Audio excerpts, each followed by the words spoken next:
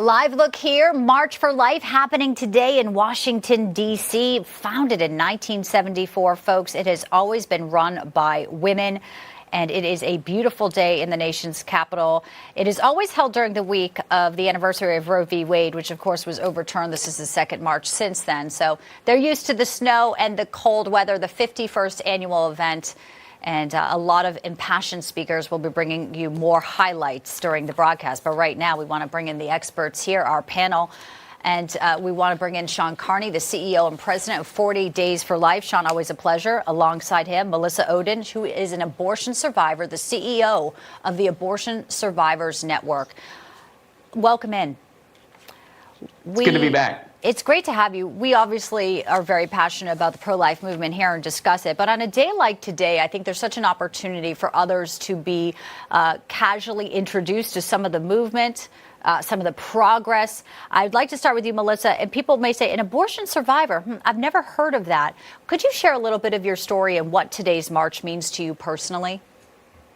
Yeah, an abortion survivor is a baby who survived any attempt to abort them. So there are survivors like me who survived abortion procedures that simply failed to take their life.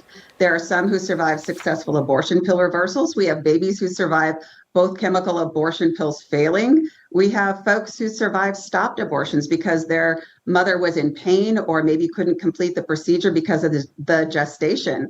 And so that is who I am. I survived a saline infusion abortion that poisoned and scalded me over 5 days. And instead of being delivered dead as a successful abortion, I was accidentally born alive.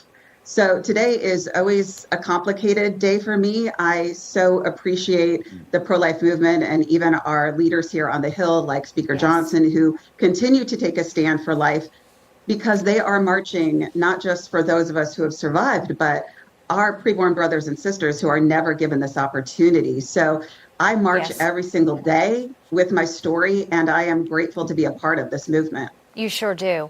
I want to play a little bit of what President Joe Biden said when asked about the march. Here's his response yesterday. What's your message to those attending? March. Oh, that's clever, isn't it? He likes the one-word answers. Also, not a surprise, Shawn, Senate Democrats are unveiling a new website called This Is the GOP on Abortion. They're trying to say Republicans want to impose cruel new laws to punish women seeking abortions and to doctors who provide them.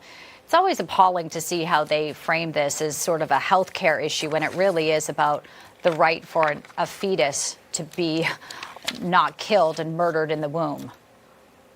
Yeah, it's absurd, and that's not even true that they're trying to put people in jail. But Melissa's testimony is so powerful because you're not supposed to survive an abortion. It's the only surgery that rips and tears, not in order to heal, but in order to kill. And that is why today we're so thankful that the Supreme Court is dragging our country out of 1973 science and bringing us into 2024. And I think that we see the presence of the marchers today. There'll be more marches in San Francisco next week and across the country, and then a huge Dobbs event on the steps of the Lincoln Memorial in June. All of these events show the great momentum that the pro-life movement has in the grassroots level. And the abortion industry has been very dependent on Washington, D.C. They are very top-heavy.